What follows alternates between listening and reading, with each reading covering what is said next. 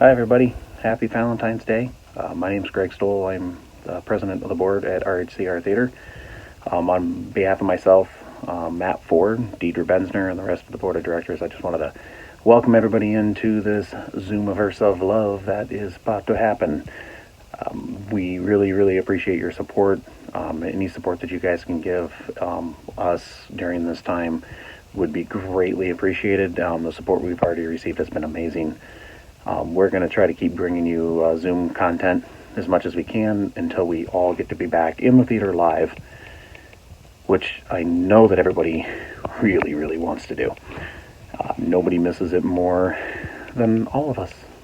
I can't put it any worse or better than that. I got to direct one of these shows for the Zoomiverse of Love. This is the second time I got to direct for one of the Zoom plays that we've had. I've had a really good time doing it. And I know everybody else that did it said they had a really good time too. Again, it's never going to match what we've done and what we can do in live theater, but it'll come back. It hopefully we'll be back at the end of this year. We can all sit back down and enjoy a good cry and a good laugh. So, again, on behalf of the board of directors, RHCR, Matt Ford, Deidre Bensner, I'm Greg Stoll, and enjoy yourselves, guys. Thanks. Bye.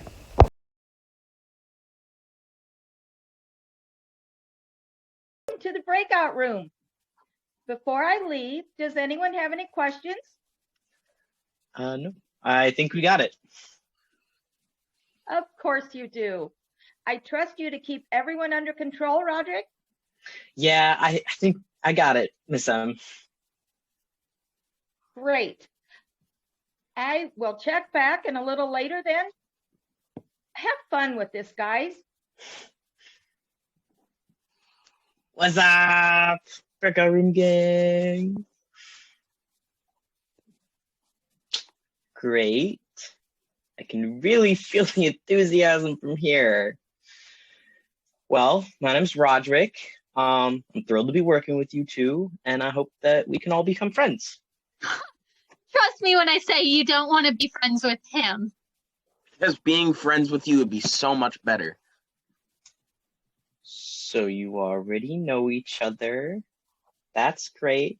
Saves us a whole bunch of time. Just so you know, Chad isn't going to help in any way. His favorite activity is leeching off others' success. And Emily's is to critique absolutely everything you do until you stop trying at all, so good luck working with her. We got names, Emily, Chad.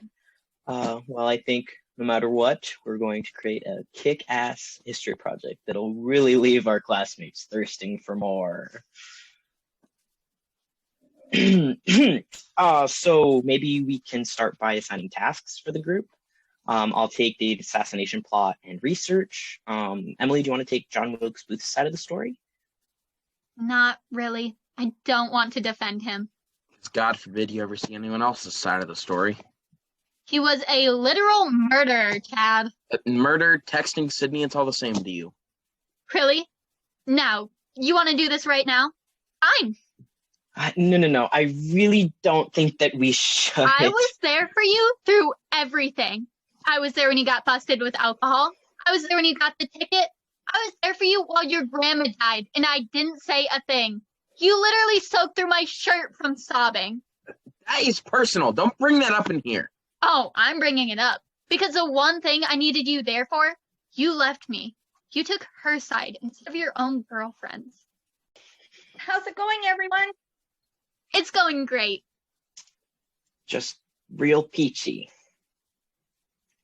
Glad to hear it. If you have any questions, just put them in the chat and I'll answer them when I return.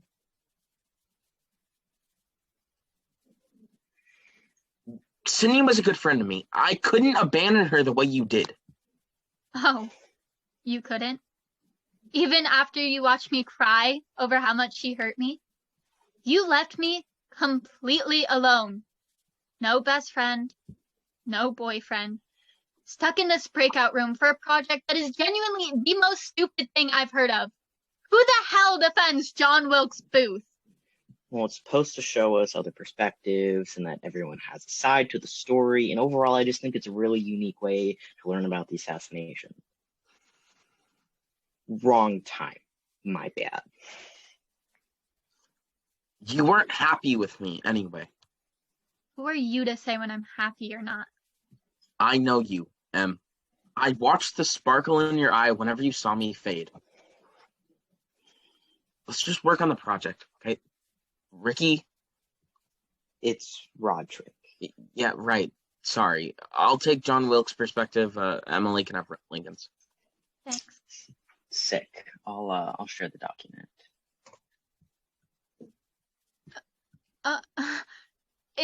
Is that Sydney in your profile picture?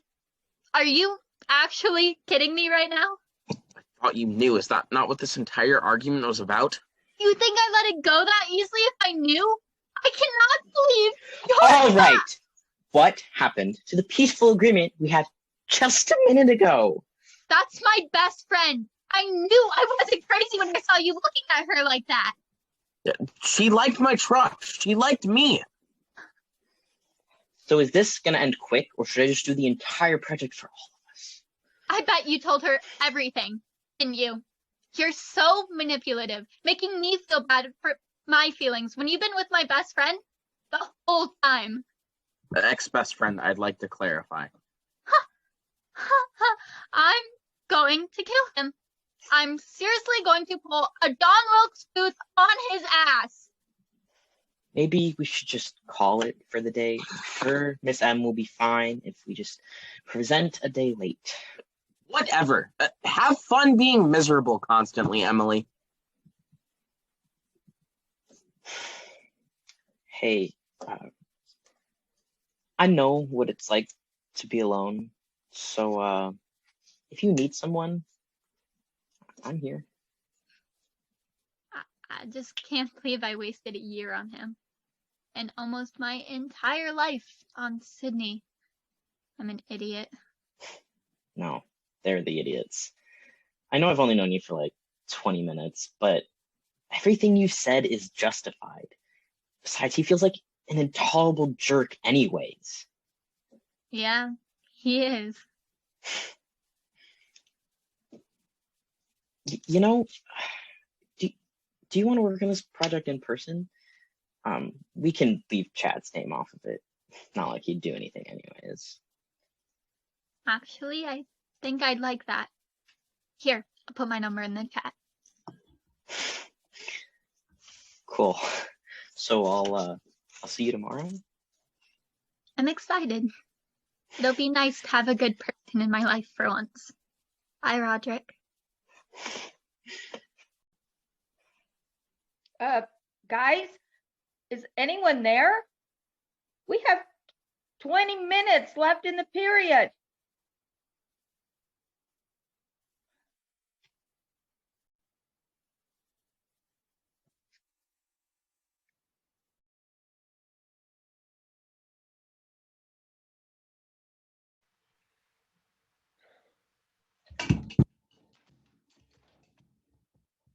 Hello? Oh, hello? Hello? Hi. Name, please? Oh, Carol. Nice to meet you. You too, Carol. Well, are you going to ask me anything? Only got 60 seconds and the clock's ticking. Well, sure. How are you? Fine.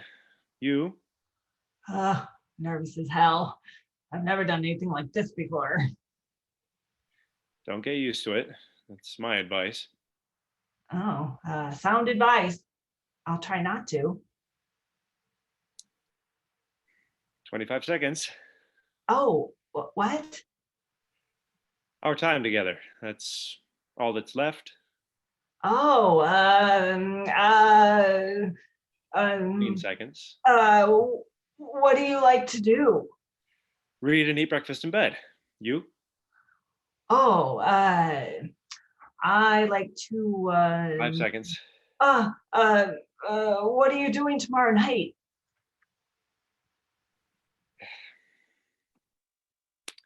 Next. Hello. Oh, my ears. Hi. Sorry, I have to go so fast these things I always end up shouting. Forgiven. Name, please? Oh, Gabby, what's yours? Lucky. Thanks for asking. Lucky. What an awesome name. Do you think you will be tonight? Will be what? You know, lucky. Yeah, I always am. It's my name. It was a joke. Ah, very original. 25 seconds. Got any more jokes? Oh, shoot, I've squandered all our time together. You're cool. Got to do what you got to do for the laughs. I get it. I used to do open mic nights at the local comedy bar. It's fun when people laugh. Wait, I've got jokes, good ones. Sorry, Gabby. Time yields to no man. She's a fickle god.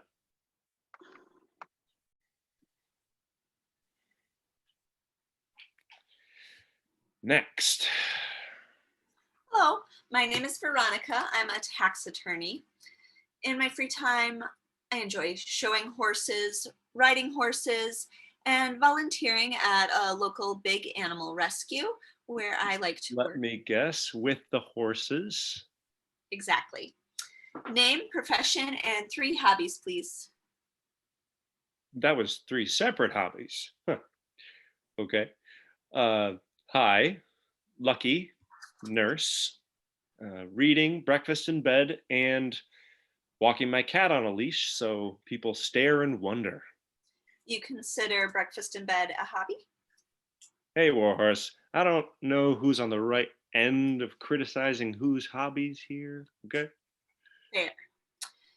How would your best friends describe you? Good one. Thank you. Loyal, very loyal, driven, loving, tired, very tired, very, very tired, committed, thoughtful. Yeah, You have good friends. thank you. I do. So, Valentine's Day date? No, but thank you very much. You're well. Hi, hello again. Oh. Hi, Lucky. Gabby, you again. Yeah, I explained myself to the moderator and he was gracious enough to give me another chance. A happy day. I can't, Gabby. We're all out of time.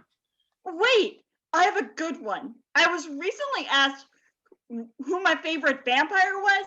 I said the Muppet from Sesame Street. They told me he doesn't count.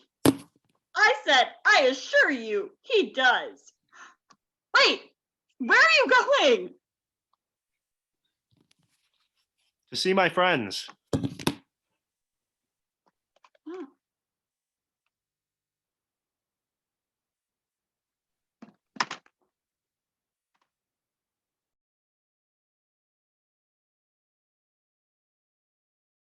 That biology test was brutal. No, I think I did okay. You always do good in biology, and you don't even study for it. Sorry, I'm late. Rosie, it's fine. You get here the same time every day. Same bat time, same bat channel. What did you think about the test? I think I put spleen when it should have been liver. That was last week's test. I mean the one we just took. Oh, sorry. I was still thinking about that one. But this one was okay. I thought it was brutal. I'm sure Judy aced it again. Without studying. Sorry. And then they drop a bunch of heavy stuff on his head. He's bleeding everywhere. Right? And when he's reading his last letter to Roxanne and the tears go down his face. Awesome! Hey, did you see how she did her hair today? What do you mean? It's the same as always. Not Molly, Rosie. Oh, yeah, it looks nice. Did you tell her? No, I didn't tell her. You don't tell your crush something like that. It gives it away. You should still say something. It would be nice. It's too horrifying to think about. You think about it all the time. And I'm always horrified.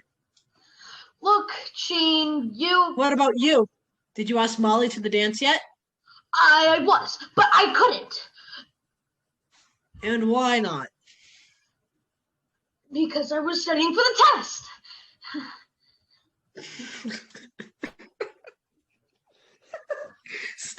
Studying. Yeah, studying. That's the ticket. You don't study for biology. You just wing it. You just wing it. Like James Audubon. And that's why she doesn't have to study. I study. How did you study this time? I ran around the block. Sorry, how was that studying for biology? It was for PE. That's, I don't know what. I need help in PE. Biology makes sense, but why do I have to run? Health, exercise? Shin splints, puking. I'm sorry, I still don't understand why you need to study running. Isn't it just something you pick up? Mom's gonna pick up a violet corsage for me to give to Molly. She loves purple. That's a good idea. I should do something like that for Rosie. You should get her roses. Rosie does not like roses. But I thought with her name... That's why she doesn't like them. Her name, it's... Well, then what does she like? She likes mums.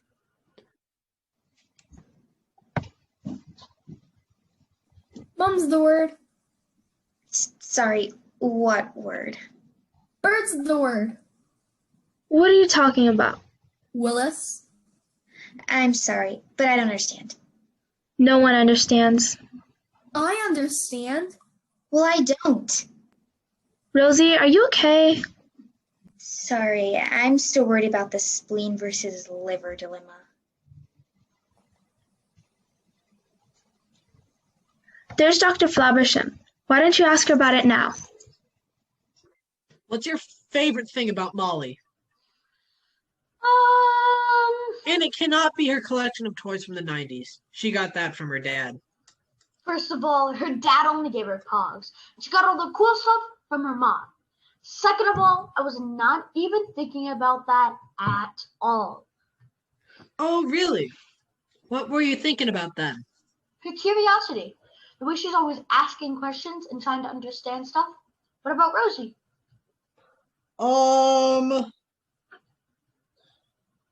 Definitely her intelligence. She's super smart, but she's not mean about it. That's true, but Molly just knows what she wants. She's so confident and assertive. And isn't it just adorable the way she says sorry all the time? So we're definitely asking them out to the dance after lunch. Definitely. Yeah.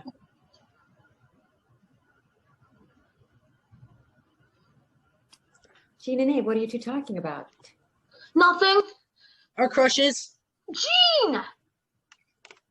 As long as you're being respectful. We are. That's good to hear. Dr. Flabbersham. Yes, Molly. Rosie has a question about last week's test. Oh, what is it, Rosie? Sorry, was it supposed to be spleen or liver? Spleen or liver? Yeah, I put spleen, but I think it was supposed to be liver. I don't remember what I put.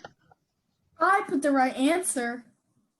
If I remember correctly, the answer is spleen, but The graded tests are going to be handed back soon. Sorry, I've just been worried about it. I'm sure you did fine, Rosie. Thank you, Dr. Flabbersham. Sorry. And why are you talking about the test from last week? Why aren't you talking about the dance? Like Jean and Abe, they are talking about the dance. They can't answer. They want to know they can leave their friends behind. I don't think they're planning to leave their friends behind. It sounds like they're going to ask their crushes, one of whom says sorry all the time and the other one sounds bossy. Oh, I shouldn't have said that. I should not have said that.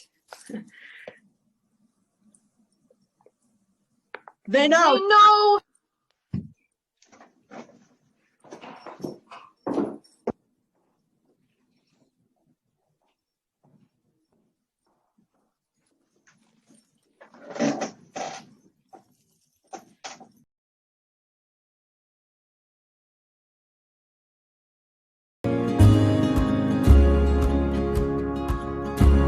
Sally and Grandpa Joe are sitting at the dining room table chatting. Sally has her homework spread in front of her.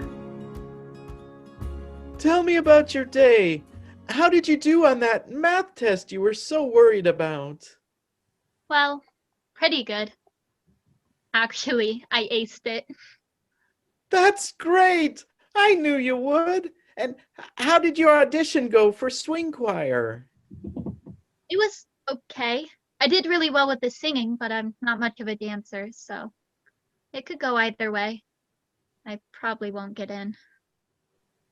You know what I used to ask my mom to make for me when I felt down about something? What? A PB&J. But not just any PB&J. One made with strawberry jam instead of grape jelly. Really? Yep, always did the trick. Sally's mom appears in the doorway and has heard Sally talking. Sally, who are you talking to? Grandpa Joe. Sally, you do know he isn't real, right? I know other people can't see or hear him, but he's real to me. Aren't you a little old for invisible friends? It's not like when I was a kid and had invisible friends to play with. Grandpa Joe's like how I imagine my real grandpa would have been like if he hadn't died when I was so young. Grandpa Joe just listens to me and helps me feel better when I'm down. You know you can always talk to your dad and me, right? I know, and I really like talking to you guys too, but Grandpa Joe, I don't know. He seems to understand a lot of things, even before I tell him. He's kind of like my fairy grandfather. All right. Well, I stopped by to see if you wanted a snack while you're doing your homework. I know you seemed a little down when you got home from school today. That would be great, Mom. Can I have a PB&J? But not with grape jelly, with strawberry jam instead. I don't know where you got that, but sure, if that's what you want. Thanks, Mom. Sally and Sally's mom leave. It's a few days later. Grandpa Joe is sitting patiently as Sally returns from another day at school. She is sad. Hey, kiddo, bad day? I found out my friend Elaine is being bullied. She's really smart and kind and funny, but she doesn't dress like the other kids, and she has these really thick glasses. I don't know what to do. You can start by being a true friend to Elaine by letting her know all the good qualities you see in her. She needs to know that not everyone only sees the outside, that she is a special person and a friend. Thanks, Grandpa Joe. I think I got this. Sally leaves. It's a week later. Grandpa Joe is sitting patiently as Sally returns. She is very excited. Hey, kiddo, you look really happy today. Good news? The best. That boy I like, David, he's been walking me to classes and sitting with me at lunch, and we went to the movies a couple times. And today, he asked me to go study with him. Oh, kiddo, that's great. And does he treat you right? Oh, yes, he's very polite. He has his license. When he picked me up to go to the movies, he came to the door and met my parents, and then walked me to the door when he brought me home. I'm so happy for you. You deserve someone who treats you like a lady, but remember, you're still pretty young, so take it slow. I will. Sally leaves. It's a few weeks later. Grandpa Joe is once again sitting patiently awaiting her return. Sally is very dejected and has been crying. Hey, kiddo, you want to talk? David broke up with me. And right before prom, too. I had my dress all picked out. We were going to have dinner before the dance and everything. Now he's going with Nancy instead, and I don't have anybody. I just want to crawl in a hole and die. I can't go back to school and face everybody. It's too embarrassing. I'm so sorry, kiddo. I know it hurts, but you have nothing to be embarrassed about. It's David who should be ashamed.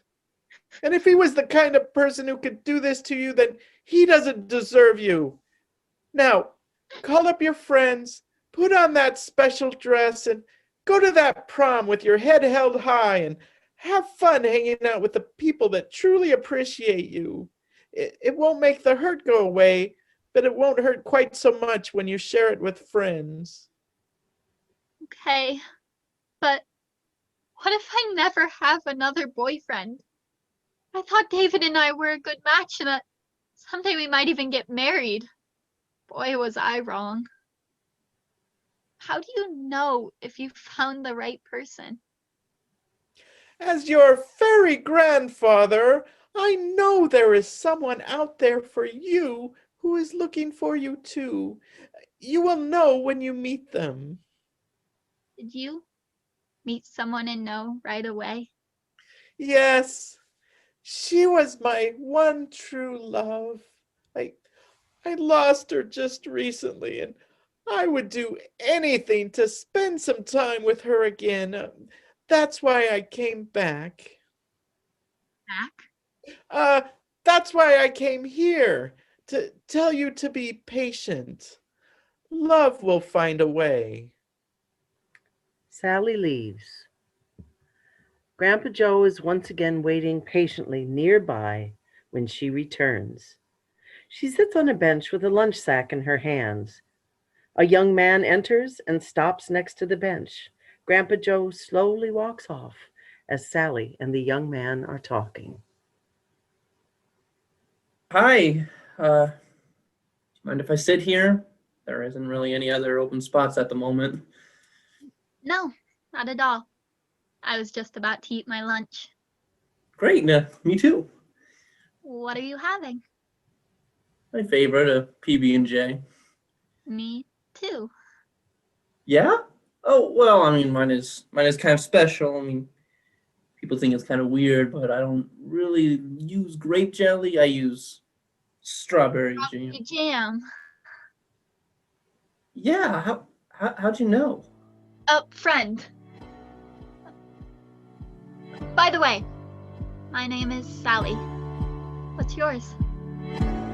Joe. My name's Joe.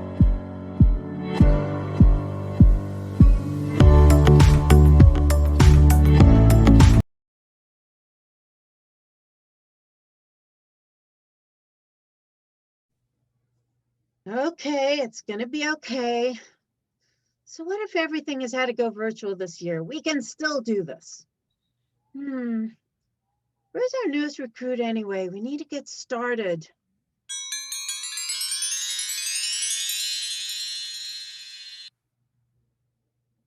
Honestly, I don't know why I was forced to do training this year anyway.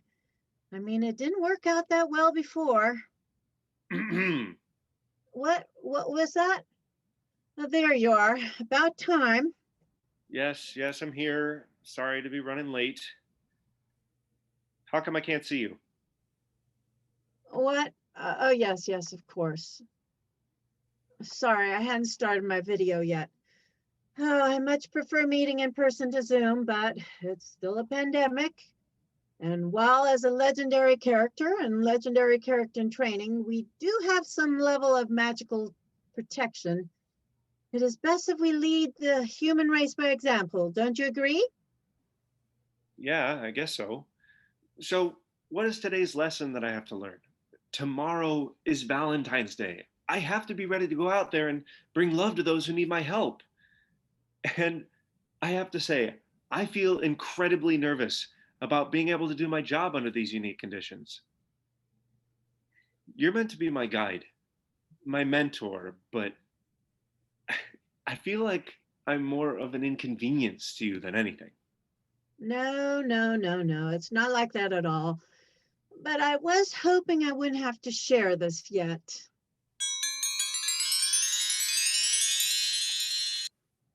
Santa Claus, what are you doing here?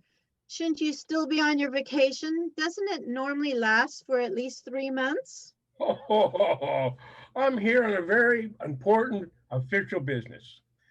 I have to charge you and your Cupid in training with a very important assignment for this upcoming Valentine's Day weekend. Sir, with all due respect, that is not how it works. If you send your assignment to the Cupid Incorporated headquarters, it will be distributed to the Cupid team that is best suited to handle it. And if I'm free to say, sir, I would really prefer that another team take this one. We're not as prepared for tomorrow as I would like us to be, though. There's still so much training to do that we can't go out on special assignment now. Oh, Cupid, it's already been decided. I spoke to the head Cupid at headquarters, and they felt this would be the right team to undertake this challenge. Now, if you let me, I'd like to go ahead and share with you both the details of your new assignment. Yes, of course. Please continue. Yesterday, I received the following email. Dear Santa Claus. Wait, what is happening here? Since when does Santa Claus receive messages from children in February? Is this normal? Shh. Please continue, Santa Claus. Thank you. Dear Santa Claus, my name is Grace. Sorry for the email, but the post office has been really behind this year. I want to thank you for the presents that you brought me this Christmas. I hope Mrs. Claus and the elves are well, and the reindeer. Anyway, I'm writing to ask you if you can help me with something. Can you please help my mom find love? It has been a while, and well, with the pandemic, it is really hard for her to go out to places to meet anyone. Thought maybe some leftover Christmas magic might be the answer to her problems. XOXO, Grace. So there it is. Your assignment is to help Grace's mom find love before the end of Valentine's Day. Good luck.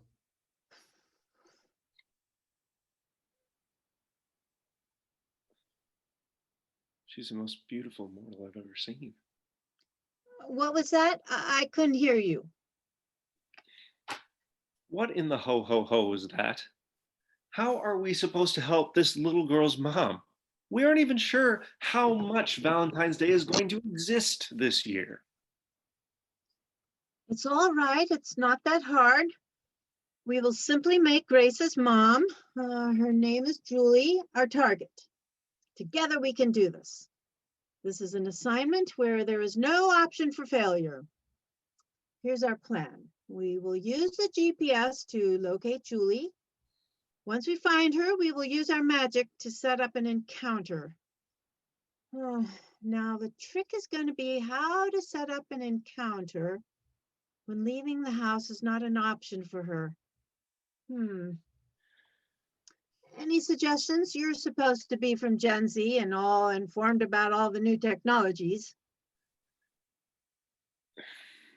What if we use magic to influence her dating application on her phone? We could convince her to swipe right and feed her the perfect introductory line by having it appear in her surroundings. Yes, okay, that could work. I'm open to trying it at least. Now let us do a quick search using our GPS to locate her and see what we can find out to make her the perfect match. All right, I have Julie. She is in Cedar Rapids, Iowa, USA. Now, what else can I find out about her? I'll be right back.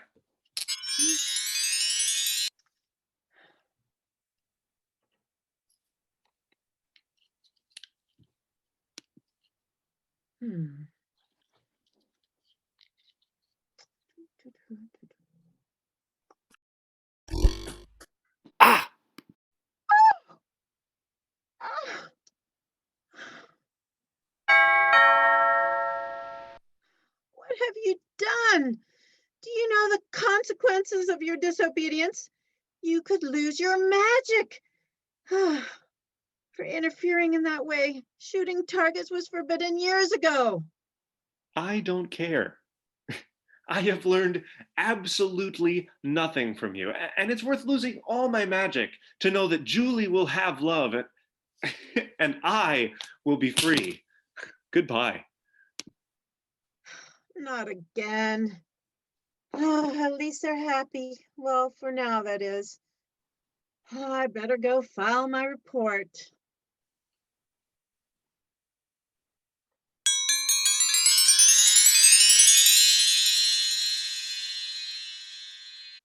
Hello? Is anybody there? I must have missed the meeting. I'm sure you didn't miss anything too important.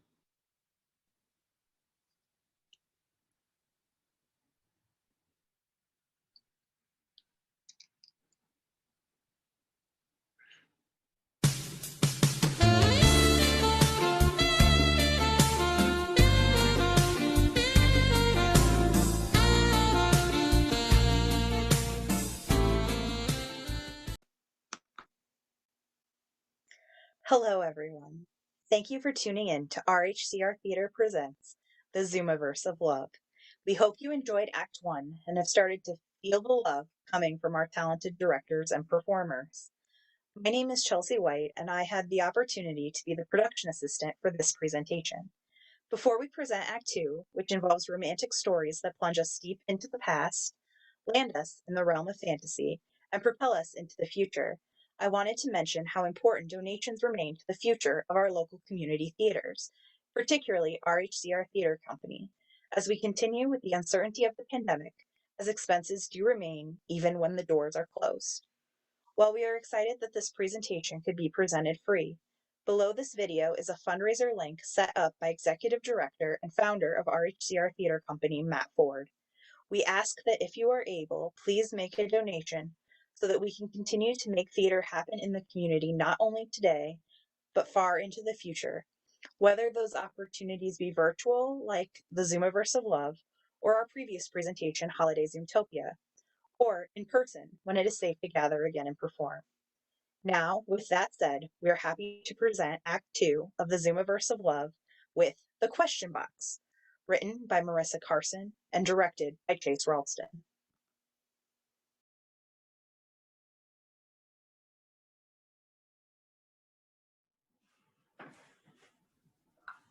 I know this isn't how people normally spend Valentine's Day, but the twins really wanted to finish our game for their birthday. Babe, it's fine. I've always known their birthday was today. It's how we met, remember? How could I forget? The way your hair reflected the flickering lights of Dave and Buster's. So weird to think that if I hadn't challenged you to that game of Dance Dance Revolution after my shift, our lives would be totally different. Well, speaking of games, I promise this one will be a memorable one. Hard to beat sweatily dancing in unison to the Robot Unicorn Attack song, but I believe in you.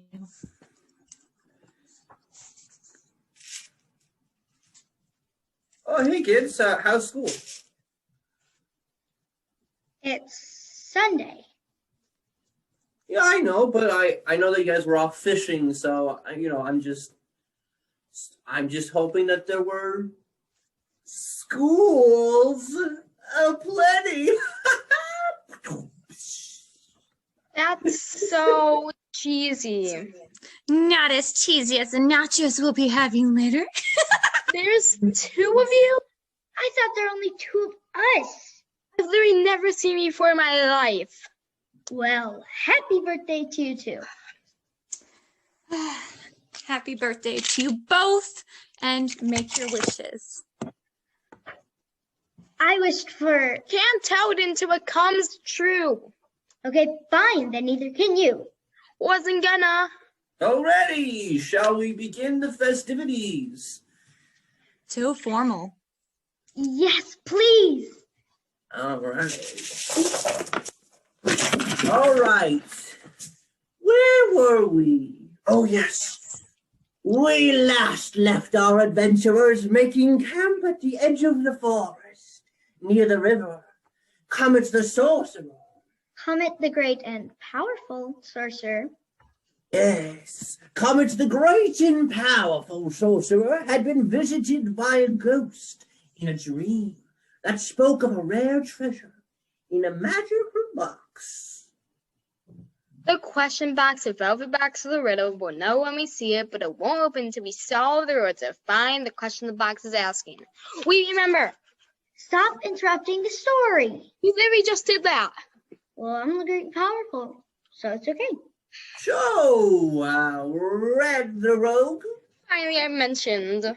Red the Rogue was able to pickpocket an invitation to the Royal Archery Competition where Robin the Ranger won a horse, a carriage, and an assortment of antique books and maps. Weirdest prize ever, but convenient. And they found a book that mentioned a treasure called the question box. And it was last seen taken by a dragon. Yes, a dragon who was rumored to have lived in a cave in the side of the cliff at the edge of Cloverwood River. Clovers don't have wood. It's called a cloverwood because one side is clover and the other side has woods. Keep up. Our adventurers traveled for 3 days and valiantly fought off wild beasts and fierce bandits on their way to the Cloverwood River. Finally, making it to the wooded bank by nightfall and setting up camp to cross to the Clover Cliffs the next morning. Does anybody they have anything that they want to do before they go to sleep? I'm going to set up traps to protect our camp. Okay, roll for dexterity to see if you set them up safely. 7 rats.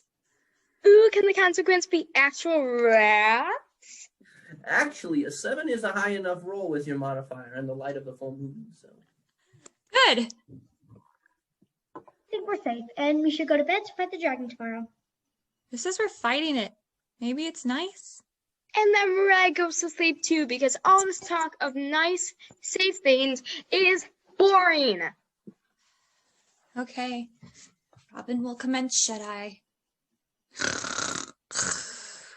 all right then.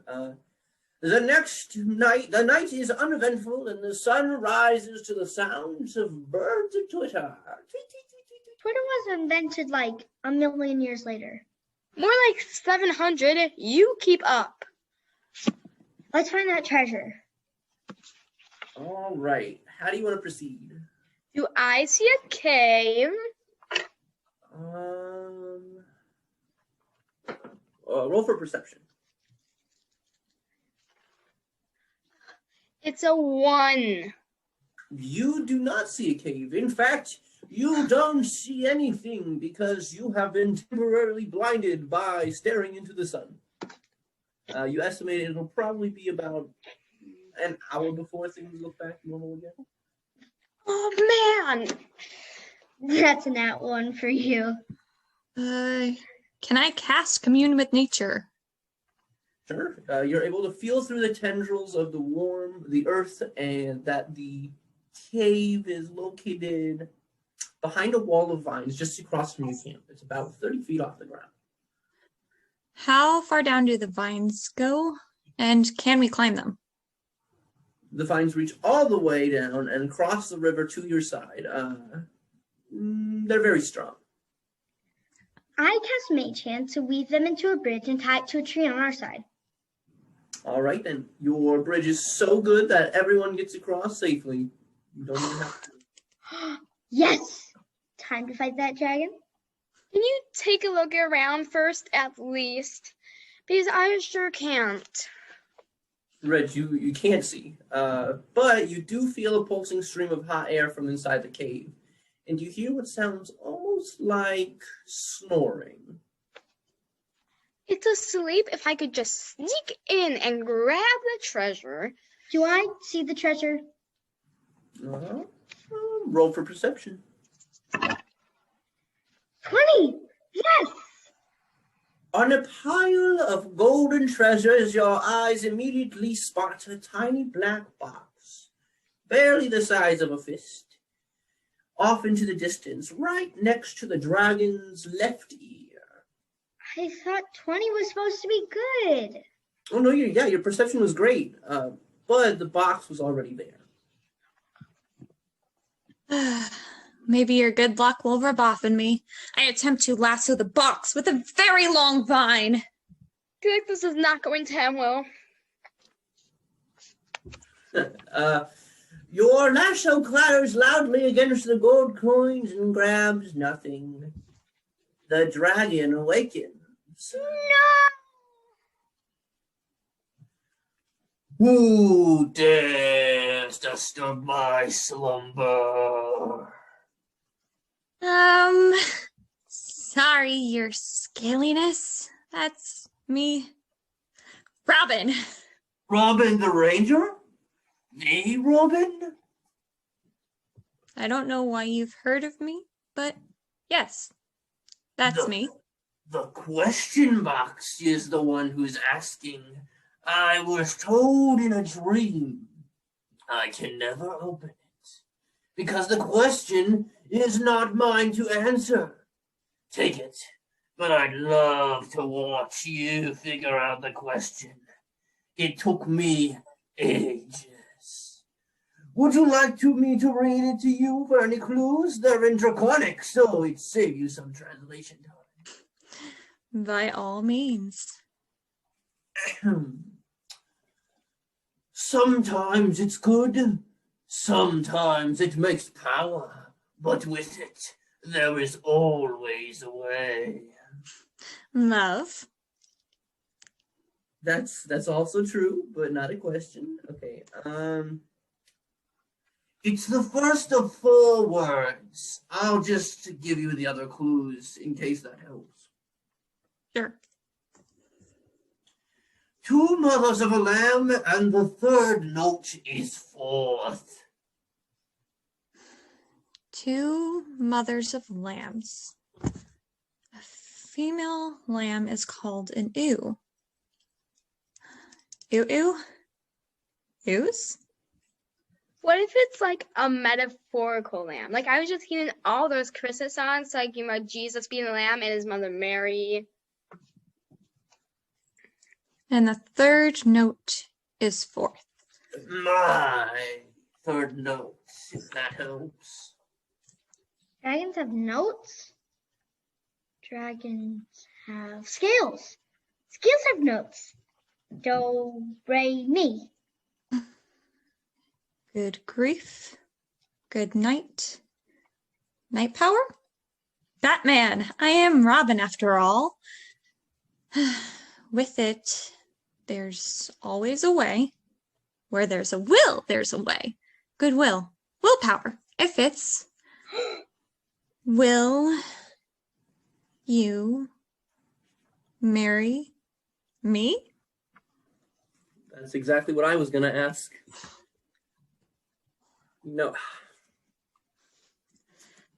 I was a single parent for so long, and this family means everything to me. Somehow when I met you, I felt like I was a kid again. But you also, made me feel completely safe. Maybe that's why. I have the security I need to relax and enjoy life. You're already part of our family, but will you make it official by marrying me? Oh my. Yes, of course I will. This is what I wish for.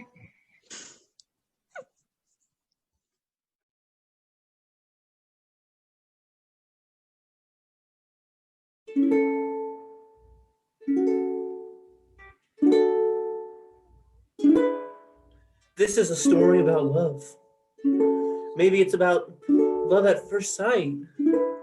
Love comes in many different forms and in ways you might ever expect. It may involve many other things, both superficially and just plain fishily. But in the end, it's about love. Mike enters. He is carrying a backpack and listening to headphones. He sits at a table and takes out books and notebooks. We're in a high school library. The setting is as inconspicuous as any other place, but love can take root anywhere and bloom, even here. He is dreading having to do his homework. Ugh, homework.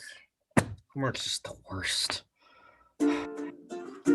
This is a story about romance and everything it has to offer. It's about those butterflies you feel when someone catches your eye and nothing else in the world exists except for that other person. You can't eat.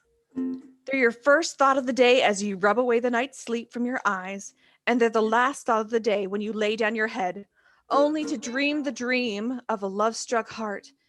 It's a story of... Wait, what's going on here? I'm telling a story?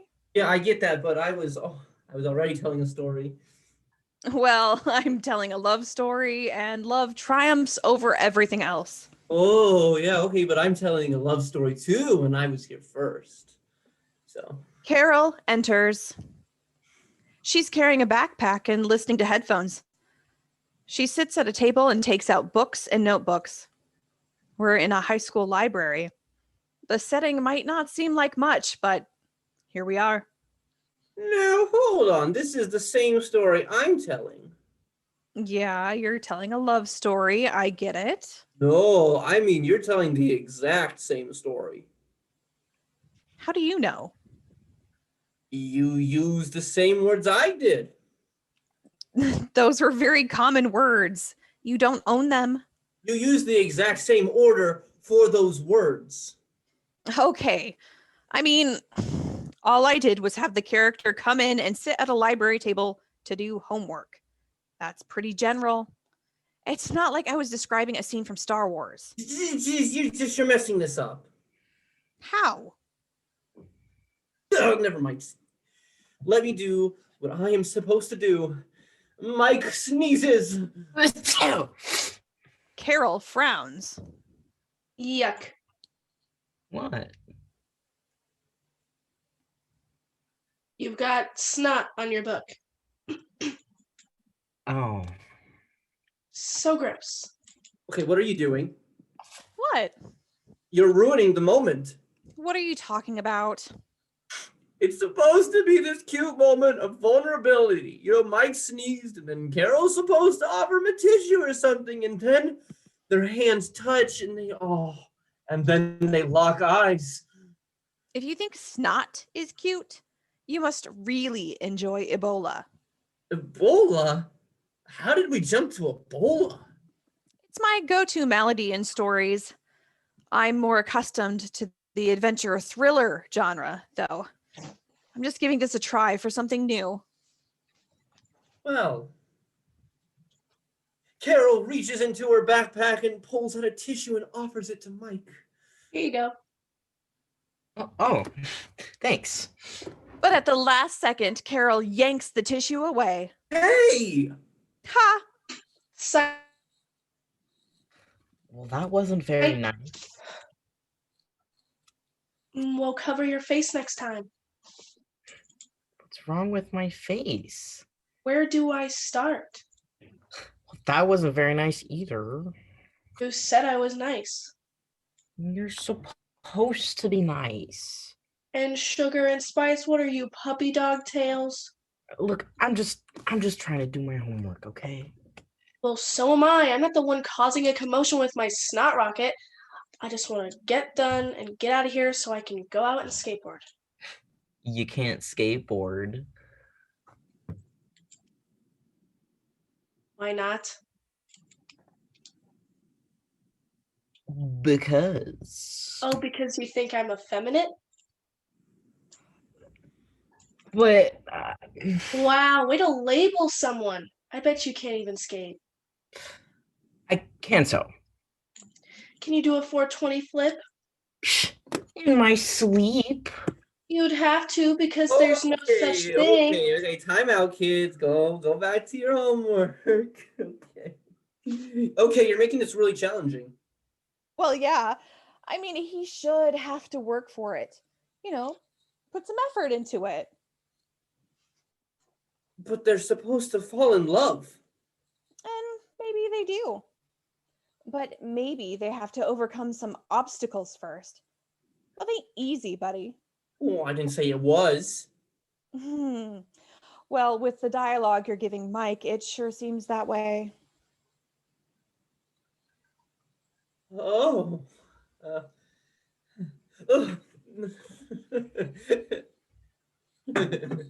Hi. Hey. Hi.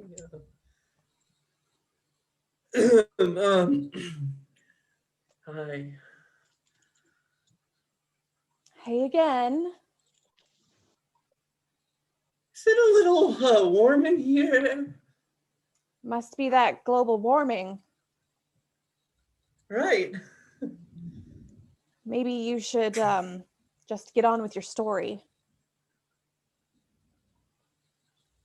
Sure. Yeah, Hey. Hey. I'm sorry I didn't cover my face. I guess that was pretty gross, huh? It's okay. Thanks for apologizing.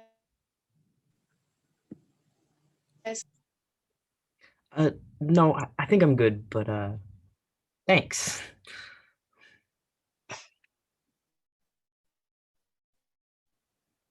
So, Yeah. can we start over from the beginning? I didn't talk to you and actually get to know you. Is this Mike or is this you? Yes. So you'd like to get to know me better? Sure. Yeah. I mean, if you're okay with that,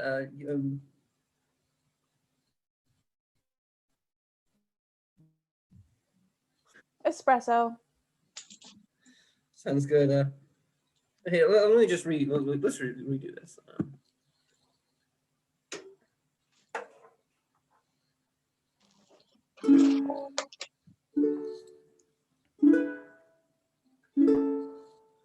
This is a story about love.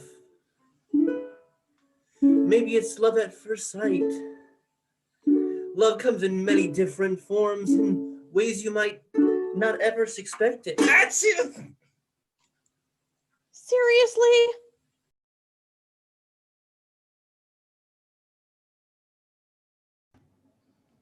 Setting on a steep hill. One of those where you realize just how out of shape you really are. Jack and Jill are walking up a hill. Jack is wearing a makeshift crown while Jill is struggling to carry a wooden pail by herself. Come, peasant Jill, we have water to retrieve from yonder hill. Yes, your nobleness. Quiet, peasant Jill, to yonder hill. Jack, I am about to shove my yonder foot up your yonder butt. Did you whisper a word, peasant Jill? Oh, if only the great king would assist with the royal pail. Alas, the grand creator has blessed me with feeble knees. I am unable to help you in this venture. Are you done yet? An awe-inspiring ruler has his own struggles. Women, wealth, more women. If they have such an affinity, where are they to do your bidding? What? Can a guy have a little fun? Oh, at the expense of your followers? Loads of fun.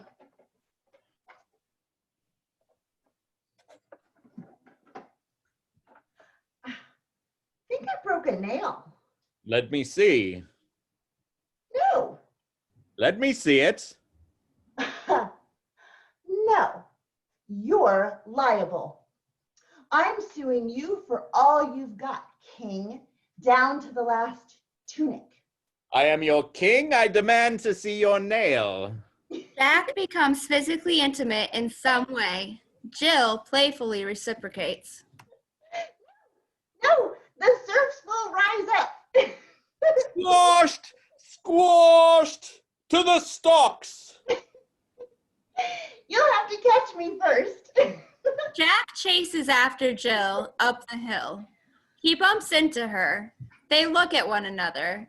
There's some tension of the sexual variety. Looks like we made it. To the tippy top. Who puts a well on top of a hill? Like, seriously. Why not the bottom? Round water.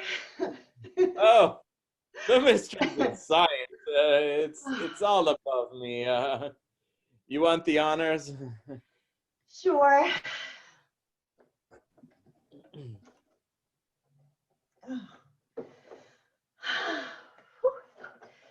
Did you see the jousting contest coming up? Hildeth Bloodkiller versus Lefteritz. Dead Knot, you can't purchase that kind of publicity. Dead Knot is the last in his bloodline. He's got everything to lose. But Bloodkiller has the superior technique. Superior or not, he will be defeated. Not on your life. Dead Knot. Bloodkiller. Want a wager? For what? Huh. I lose. I carry the pail for the next fortnight. And if you win? If I am victorious, which at this point is inevitable, I want something glorious. Jill leans into him. Again, another tension of the sexual variety. Jack turns away. Well, I'm certain I will win. I'd really like to go to the joust, and Why don't you ask Ravenor?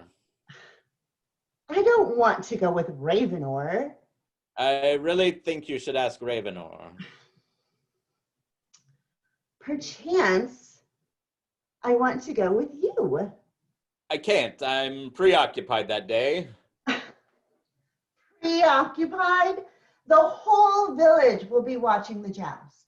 Except for me, I'll be on guard duty as the village watches the joust. Why are you acting like such a possum in the sun? I'm getting married, Jill. What? I'm engaged to be wed. If the joust is too violent, we don't have to go. Her name is Mildred. She's very sweet. She comes from a long line of clergy. You are acquainted with her. We can listen to the bullfrogs by the pond. Listen to me. Listen well. I am getting married within the month. I do not need your blessing, but I hope that you will attend the ceremony.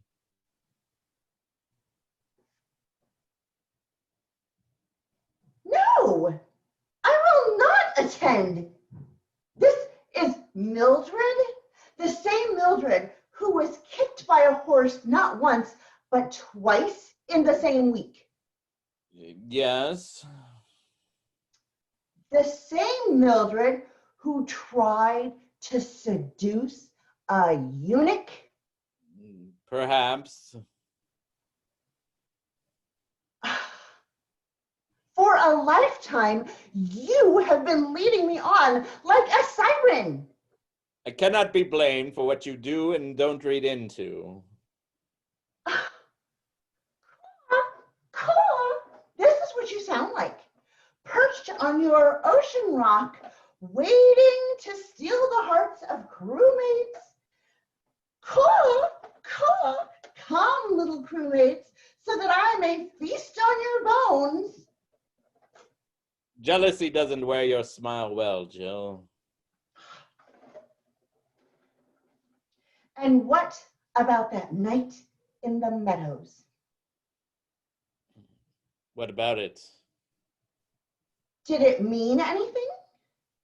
We had too much ale. We let things get away from us.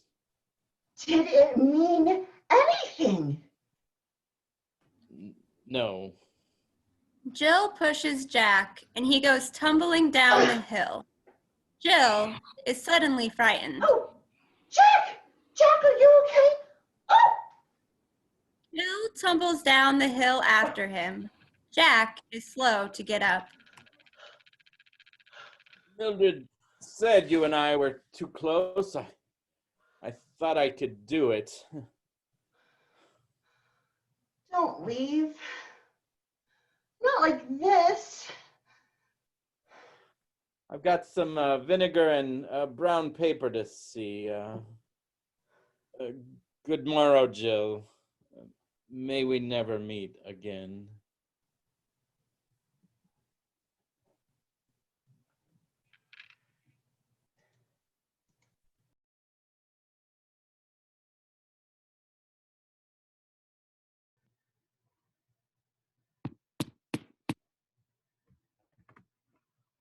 Model 81204. It's Tommy Feeler from the Robotic Home Management Department. I'm here with model 81279. Oh, come in. Just 1 second.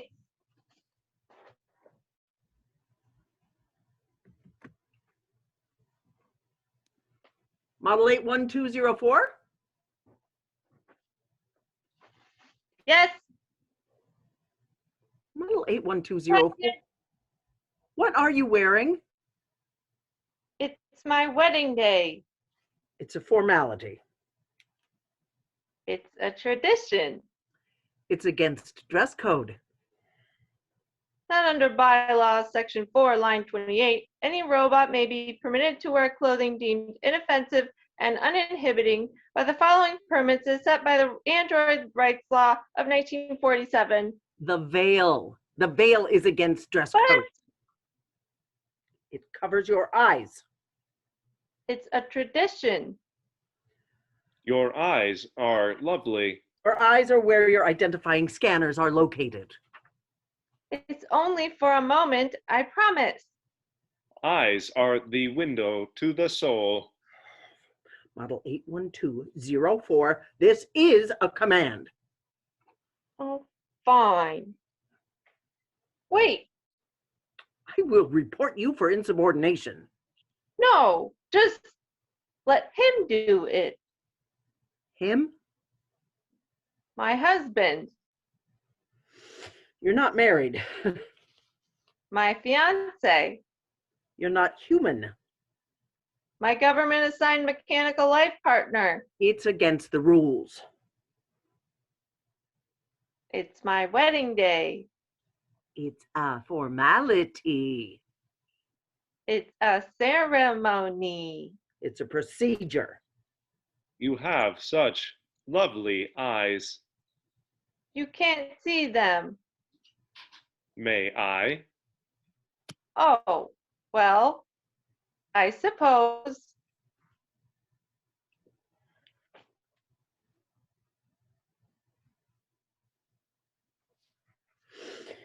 There, aren't you beautiful?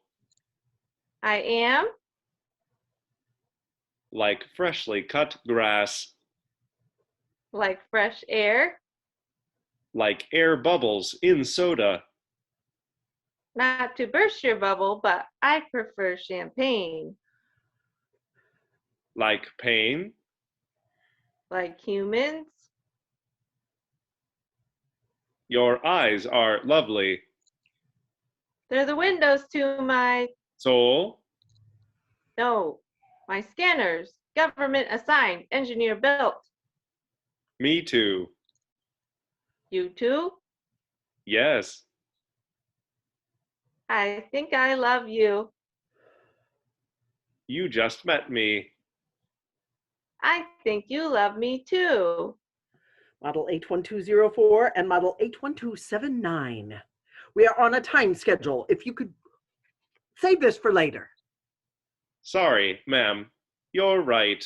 We're ready whenever you are. I've actually prepared some vows. You don't know him. He's seen my eyes. So have I. I've scanned your eyes. Are you in love with me too? Yes, Model 81204. you're human. One more crack out of you, and I love humans. They have such pretty eyes. But no scanners. No, no scanners. How sad. They must not have souls either. I'm ready to be married now. This isn't a wedding. What is it? A formality, a compromise, a bone thrown at robot sympathizers. They think it's a wedding? Well, yes. Then it's a wedding. And I'm a bride. A bride is always right on her wedding day. The customer is always right. Something old, something new, something borrowed, something blue. Are we getting married yet? Fine. Yeah. Whatever. Model 81204, show me your scanners.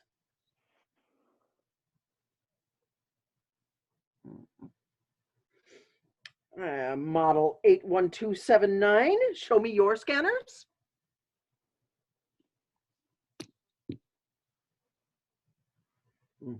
Here comes the bride, all dressed in white.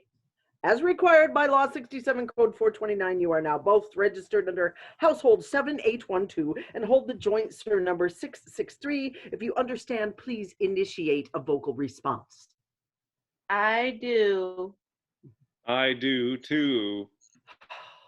Wonderful. If you have any issues, please send a transmission to the Office of Robotic Home Management, and a caseworker will be sent to this residence in 4 to 6 business days. You may kiss the bride. You heard her. You're my bride. Something old, I've never done this before. something new. So I guess I kiss you now. I do.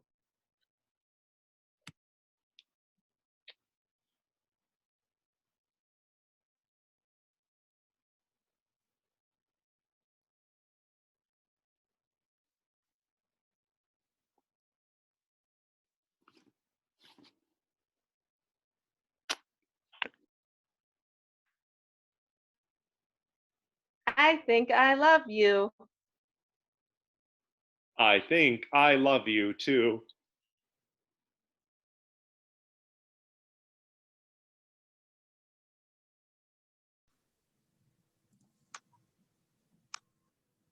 Margaret, my darling, I'm home, back from the war at last. Oh, Stephen, my love, 1945 is turning into a grand year. Careful, darling. We've been instructed by High Command to limit physical contact with our loved ones for the time being to lessen the spread of war fever.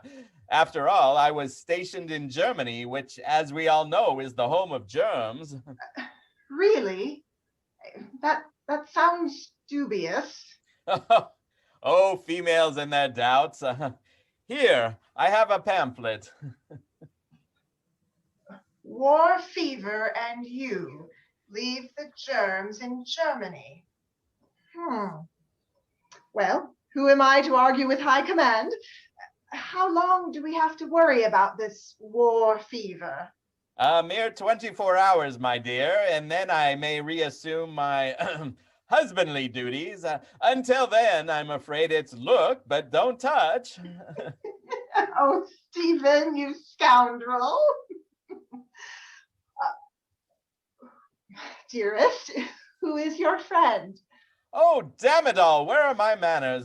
Darling, this is my fellow soldier, Eddie Johnson. Eddie, my lovely wife, Margaret. Delighted to meet you, Mr. Johnson. Call me Eddie. Geez, this place is like a mansion. Who'd you have to kill to get this pile of bricks? That Eddie, he's quite the kidder.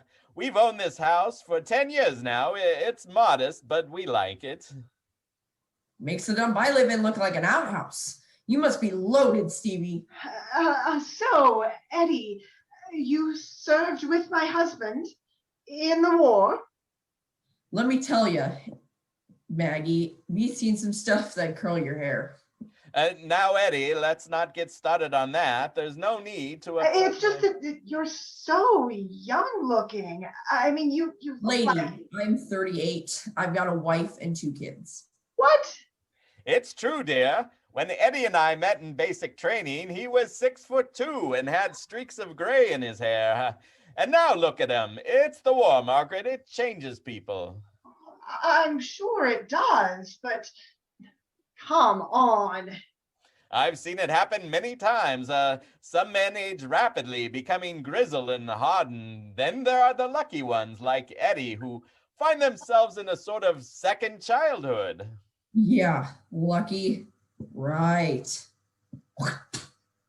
I can't explain it. Doctors can't explain it. It's just what the war does. The war changes you. It's all in the pamphlet. War transformations and you, how the terrors of the battlefield can lead to a fountain of youth. Well, I guess the High Command has all the answers, don't they? Ah, there's my little sugar plum. Careful, Susie. Don't get too close to Daddy. He has war fever from German germs or something. And his friend has been transformed, I think. Huh? I don't know. Read the pamphlets. You see, sweetie, war changes a man. Hey, kiddo, I've got a daughter at home that's about your age.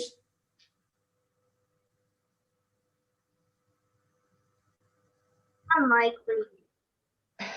Susan Abigail Jacobson, you apologize to that man right now. He won a war for your freedom. You did win, didn't you?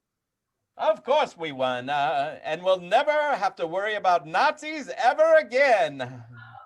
Well, that's a relief. I can go back to enjoying bratwurst again. I'm sorry. I didn't believe you, Mr. Soldier. Kid. That's okay, kiddo. I have a hard time believing it myself. Stephen, we'll have to get you situated when I get back home. I don't want to be late for work. Work? My wife is working at a job? Why, yes, of course. While you were off fighting the war, we women entered the workforce. Someone had to keep the economy going. Oh, these modern 1940s. I suppose drastic measures were needed. But now that I've returned, will we go back to the sensible way of doing things? I'll resume my career and you can continue to keep the house and raise the children. Children? We only have one child, Susie. Is there something you haven't told me?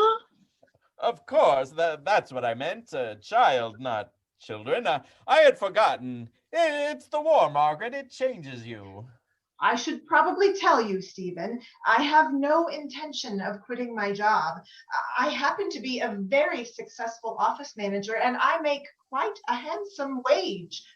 I have been promoted twice in the past year. Mommy's a cat industry. Thank you, Susie.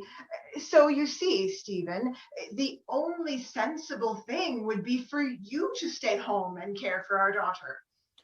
What? Why, that's the most preposterous notion I've ever heard. What about my career? And what career was that? What did you even do before you went traipsing about all over Europe? Why, I was, what was my job? Was I in advertising? No, that doesn't sound right. Insurance? For the life of me, I can't remember. It's this war, Margaret. It changes you. Yes, so you've said. Whatever you did, you can't have been very good at it, or we would remember. Look, If you truly love me, Stephen, you'll accept me as the breadwinner of the house. Susie would love to have you home with her. I'm building a treehouse. I suppose you can help. My head is spinning. Eddie, what do you think? You know, you could both work and hire a babysitter. A two-income household? I've never heard of such a thing. It does sound absurd. Imagine needing 2 paychecks to get by. You can't all be Rockefellers. I'm not sure, Margaret. A wife working, a husband staying at home? What will the neighbors think? Oh, Stephen, it's the 20th century. Who cares what the neighbors think?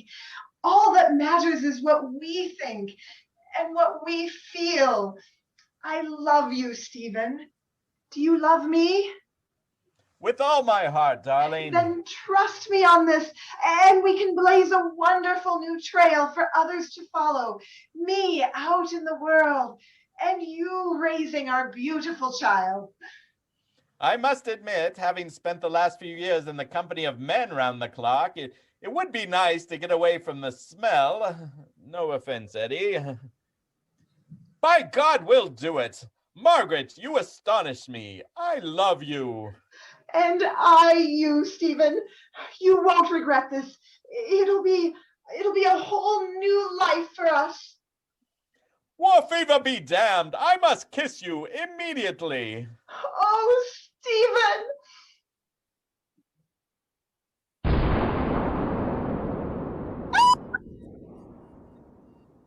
Mommy? Daddy? What happened to you?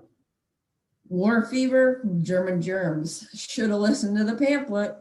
Tell you what, kiddo. How's about me and my family move in here and takes care of the joint? Is that okay with you? Do you know anything about tree houses?